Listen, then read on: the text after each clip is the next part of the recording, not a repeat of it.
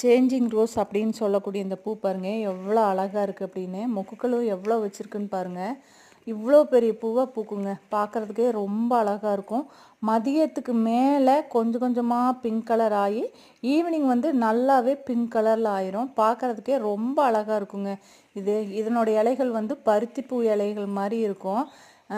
பூ மொக்கு வரும்போதுமே பருத்தி மொட்டு விட்ட மாதிரி தான் இருக்கும் இந்த செடி. கிட்டத்தட்ட அதே வகையை சேர்ந்தது தான் இந்த செடியும்.